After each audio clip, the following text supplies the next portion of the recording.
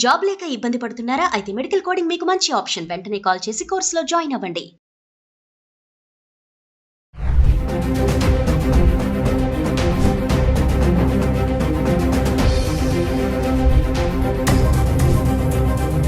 Hello viewers, welcome back to Suman TV. The great grandson freedom fighter Kanneganti Hanumantrao garu PhD in American Studies, అమెరికాలో ఉన్నటువంటి 12 యూనివర్సిటీస్లో expertise, అంతేకాకుండా centre for human security studies founder and executive director Ramesh Kanneganti గారు మనతో పాటు ఉన్నారు. సార్తో మాట్లాడదాం. నమస్తే సార్. నమస్తే నవీన గారు. నమస్తే సార్. ఇప్పుడు కెనడా కూడా ఒక బర్నింగ్ టాపిక్ అయిపోయింది. అంటే ట్రంప్ ఎఫెక్ట్ ఏదైతే ఉందో అది కెనడా మీద కూడా పడింది అనుకోవచ్చు. ఇమీడియట్గా అక్కడ ఉన్నటువంటి మన ఇండియన్ స్టూడెంట్స్ని డిపోర్ట్ చేసేస్తున్నారు. దీన్ని ఎలా చూడొచ్చు అంటారు? అసలు ఎందుకు ఎఫెక్ట్ పడింది అంటే ఏం చెప్తారు? 100% మేడం. నేను సుమన్ టీవీలో కరెక్ట్గా మనము జనవరి 20, 2025 మనం మాట్లాడుకున్నప్పుడే నేను చెప్పాను, ట్రంప్ ఎప్పుడైతే 100 ఎగ్జిక్యూటివ్ ఆర్డర్స్ సైన్ చేశాడో అప్పుడే చెప్పాను మీకు, మేడం రాబోతున్న 100 రోజుల్లో ట్రంప్ చేసే అన్ప్రెడిక్టబుల్, అంటే ఊహించలేనంత, ఊహకు అందనంత, మన ఊహకు అందనంత నిర్ణయాలు తీసుకుంటాడు. ఆర్థికంగా, రాజకీయంగా, సామాజికంగా, శాస్త్రపరంగా, సాంకేతికంగా, technological, political, economic, business, trade. Trump is going to create his own mark. He will be a trendsetter, and also he does believe in doing things which people cannot even expect. So that is his way of taking decisions. That is his leadership style. So అది అప్పుడే చెప్పాను. దాంట్లో భాగంగా I'm not surprised. 100% Donald Trump ఏదైతే చేశారో దాని పక్క దేశమైన కెనడాలో జస్టిన్ ట్రూడో ఇప్పుడు Canadian prime minister. America, Canada రెండు పక్కపక్కన ఉన్న నైబరింగ్ కంట్రీస్. మన ఇండియా పాకిస్తాన్ లాగా, ఇండియా చైనా లాగా, లేదా ఇంకొద్ది చెప్పాలంటే ఇండియా బంగ్లాదేశ్ లాగా, ఇంకా బాగా చెప్పాలంటే ఇండియా శ్రీలంక లాగా. అంటే మనకి ఎట్లయితే నైబరింగ్ కంట్రీస్ ఉన్నాయో అట్లానే ఉత్తర అమెరికా ఖండంలో, నార్త్ అమెరికన్ కాంటినెంట్లో 2 కంట్రీస్ ఉంటాయి మేడం. నార్త్, ఫర్దర్ అప్ నార్త్లో కెనడా ఉంటుంది, బోర్డర్ యువతల అంటే ఇటు అమెరికా ఉంటుంది. సో అమెరికాలో తీసుకునే ప్రతి నిర్ణయము కెనడా మీద, కెనడాలో తీసుకునే కొన్ని నిర్ణయాలు అమెరికా మీద ప్రభావం చూపిస్తూ ఉంటాయి. ఎందుకంటే you can choose your friend but you can't choose your neighbour, right? So Donald Trump తీసుకున్న నిర్ణయం ఏదైతే ఉందో, ఇల్లీగల్ ఇమిగ్రెంట్స్ని ఆయా దేశాలకి బలవంతంగా బై ఫోర్స్ ఐఎమ్ డిపోర్టింగ్, అంటే ఒక ఏరోప్లేన్లో కూర్చోబెట్టి మిమ్మల్ని మీ దేశాలకి పంపించేస్తున్నాను, అవసరమైతే సంకెళ్ళు వేసి, hand కఫ్డ్. This is the decision taken by president Donald Trump. Obviously నేను చెప్పాను, అమెరికా తీసుకున్న నిర్ణయం, United States of American president తీసుకున్న నిర్ణయాన్ని not only Canada but also in the days to come UK కూడా స్టార్ట్ చేసింది, Australia, New Zealand and many other countries, Japan, south Korea, many other Gulf countries, Gulf cooperation council countries, Iran, ఇవి ఉన్నాయి కదా మనకి, ఇటు Oman, Bahrain, Qatar, ఈ కంట్రీస్తో పాటుగా Saudi Arabia తప్పనిసరిగా వాళ్ళు కూడా ఫాలో అవుతారు. కాబట్టి ఇట్ ఈస్ ఎ క్యావియేట్ అంటే తెలుగులో హెచ్చరిక.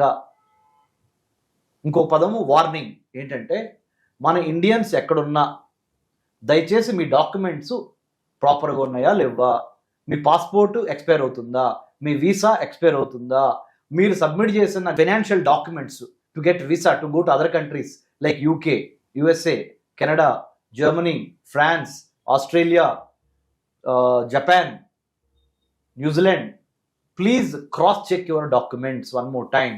Already if you have committed mistake, don't stay in that country. Please come back. After United States of America implemented the executive order that was signed by the President Trump on 20th January 2025, will be having a cascading effect or a domino effect అంటారు. కరెక్ట్గా చెప్పాలంటే తెలుగులో ఒక పేక ముక్క వెళ్ళి ఇంకో పేక ముక్కమే పడుద్ది, అలా ప్యాక్ ఆఫ్ కార్డ్స్ పడిపోతూ ఉంటాయి.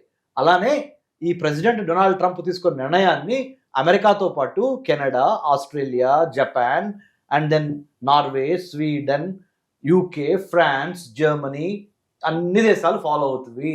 కాబట్టి be careful, be watchful, don't try to overstay in that particular country. So ఎందుకు సార్ ట్రంప్ తీసుకున్న నిర్ణయాలన్నీ మీరు అన్నట్టుగా ఆ దేశాలన్నీ ఫాలో అవుతాయి అంటున్నారు? ఎందుకు ఫాలో అవ్వాలి? ఏంటి రీజన్ ఏంటి అంటారు? ఫాలో అవ్వకపోతే వచ్చే ఎఫెక్ట్స్ ఏంటి? ఎందుకు ఫాలో అవ్వాలి ప్రెసిడెంట్ ట్రంప్ నిర్ణయాన్ని వేరే దేశాలు? ఎందుకంటే మేడం 1990 నుంచి లిబరలైజేషన్, ప్రైవేటైజేషన్, గ్లోబలైజేషన్ అనే ఒక ఆర్థిక విధానం స్టార్ట్ అయింది. New liberal economic policy adopted by almost all the countries in the world including India. అప్పుడు మనకి మన తెలంగాణ, ఇప్పుడు తెలంగాణ, అప్పుడు మన ఆంధ్ర ముద్దుబిడ్డ, ఇప్పుడు తెలంగాణ ముద్దుబిడ్డ అని మీరు అనొచ్చు. పాములపర్తి, శ్రీ పాములపర్తి వెంకట మన నరసింహారావు గారు, పివి నరసింహారావు గారు, ఆయన వంగర గ్రామము, మరి ఇక్కడ మన తెలంగాణలో ఇక్కడ పుట్టి పెరిగిన ఆయన భారతదేశానికి 1991 నుంచి 96 మధ్య ఆయన ప్రైమ్ మినిస్టర్గా ఉన్నారు. అతి కీలకమైన దశ భారతదేశానికి, భారతదేశ దిశ మార్చిన కీలక సంవత్సరాలు ఇవి. అంటే సంకీర్ణ ప్రభుత్వంతో ఎప్పుడైనా తుమ్మితే ఊడిపోయే ముక్కులాగా అలాంటి ప్రభుత్వాన్ని ఆయన తన యొక్క అపర చాణక్య నీతితో, చాకచక్యంతో, అంటే his statecraft has been so powerful, so calculative, so strategic in nature, he could navigate the troubled waters then and bring prosperity to India, including the late Prime Minister Dr. Manmohan Singh sir, an exceptional individual and a fine human being, Dr. Manmohan Singh sir, and Sri P.V. Narasimha Rao sir, the late Prime Minister again. Both of them, they have also got liberalization, privatization, globalization to India. ఇలా ప్రపంచంలో ఉన్న దేశాలన్నీ 1991 నుంచి నవీన గారు 2020 వరకు liberalisation, privatisation, globalisation బాగా నడిచింది. ఎప్పుడైతే కోవిడ్ వచ్చిందో, కరోనా వైరస్ 2019లో లాస్ట్లో స్టార్ట్ అయ్యి 2020, 2021 వరకు, 2022 వరకు తన ఎఫెక్ట్ని చూపించిందో, ప్రపంచ దేశాల్లో ఒక రకంగా లోకలైజేషన్ అనేది ఎక్కువైంది. అంటే ముందల మా దేశానికి సంబంధించిన, మా దేశ పౌరులకి విద్య, వైద్యం, ఆరోగ్యం, ఉపాధి అనే వాటి మీద మా ప్రభుత్వం మమ్మల్ని పట్టించుకోవాలి. దాని తర్వాతే వేరే దేశస్తుల నుంచి వచ్చిన వాళ్ళని కానీ, వేరే ఇమ్మిగ్రెంట్స్ అనండి, లేకపోతే వేరే దేశాల నుంచి వచ్చి ఇక్కడ చదువుకుంటున్నా లేకపోతే ఉద్యోగం చేసుకుంటున్నా వాళ్ళకే తర్వాత చెందాలి అనే ఒక స్పృహ ప్రపంచవ్యాప్తంగా అన్ని దేశాల్లో వచ్చింది. Localization has become now the new globalization. Yes. Localization now has become the new normalization. Localization now has become the new universalization.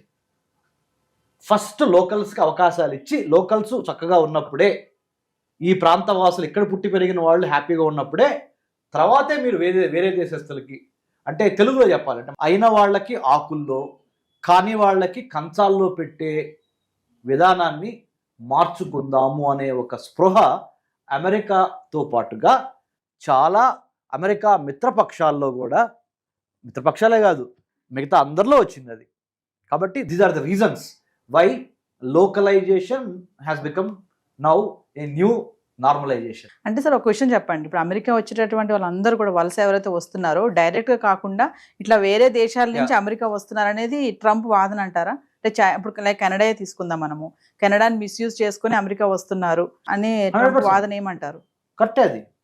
కెనడాని misuse చేసుకుని అమెరికాలోకి వెళ్ళిన వాళ్ళు చాలా మంది ఇండియా నుంచి, చాలా మంది ఉత్తరప్రదేశ్, హర్యానా, కేరళ, కొంతమంది ఆంధ్ర, తెలంగాణ, పంజాబ్ నుంచి చాలా ఎక్కువ మంది కెనడాకు వెళ్ళి కెనడాలో చదువుకోవటానికని స్టూడెంట్ వీసా తీసుకుని వెళ్ళి ఫీజులు కట్టి కొద్దిగా కట్టి కెనడాలో లిబరల్గా ఉంటాయి యూనివర్సిటీస్, అక్కడ అడ్మిషన్ తీసుకొని అక్కడికి వెళ్ళిన తర్వాత 2-3 నెలల తర్వాత ఆరోగ్య రీచో, క్లైమేట్ రీచో అనుకూలించట్లేదని చెప్పి అడ్మిషన్ క్యాన్సిల్ చేసుకొని డబ్బులు వాపస్ తీసుకొని, కెనడా లిబరల్ కంట్రీ అని చెప్పాను నేను, డబ్బులు వాపస్ తీసుకొని అక్కడ యూనివర్సిటీస్ మళ్ళీ వాపస్ ఇచ్చినాయి.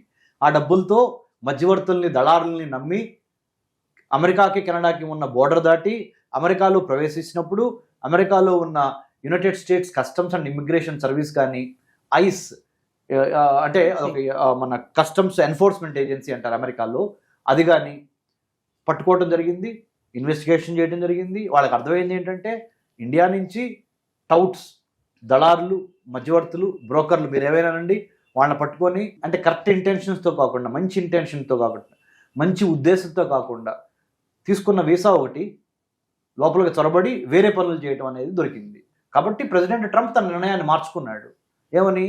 కెనడా బోర్డర్ని స్ట్రెంగ్థెన్ చేయటం, కెనడాకి అమెరికాకి ఉన్న బోర్డర్ని, తర్వాత మెక్సికో నుంచి కూడా చాలా మంది లోపలికి వస్తున్నారు, దాన్ని స్ట్రెంగ్థన్ చేయటము, వాల్ కడతాము, యుఎస్ మెక్సికో మధ్య మెక్సికో మధ్య. వాల్ కడతాము.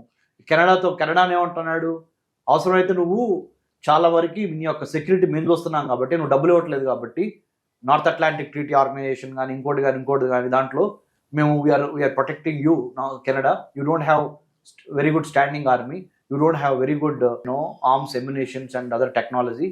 We are taking care of you, but you are not paying anything to us. Let's do one thing. రాజ్యంగా మీరు బతకాల్సిన అవసరం లేదు. You don't need to be an independent country. Be part of America as a 51st state of United States of America. మాలో కలవండి. America సంయుక్త రాష్ట్రాలు 50 ఉన్నాయి కదా, మీరు 51వ రాష్ట్రం అండి. మీ మంచి చెడు మేము చూసుకుంటాం. ఎదురు మీరు మాకేం డబ్బులు కట్టట్లేదు కదా, మీ గురించి మేమే పట్టించుకుంటున్నాం కదా, మీ మీద యుద్ధం జరిగితే మేము పోరాడడానికి రెడీగా ఉన్నాం కదా అని డొనాల్డ్ ట్రంప్ ఆ విధంగా కూడా కెనడియన్ ప్రైమ్ మినిస్టర్ జస్టిన్ ట్రూడోకి మొహమ్మద్ చెప్పేశాడు.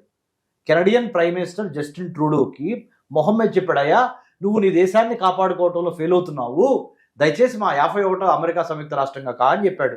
Of course Canadians they are not happy about it. They strictly oppose whatever Trump has said. So we have to wait and see what will happen.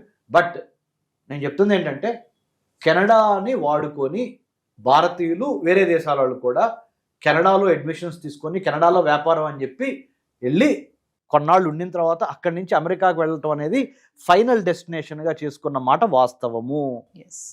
దొంగ లెక్కలు, దొంగ పత్రాలు, దొంగ paper documentation చూపించిన మాట వాస్తవము. కాబట్టి ప్రెసిడెంట్ ట్రంప్ అట్లా రియాక్ట్ అయ్యాడు. థ్యాంక్ యూ నవీన్ గారు.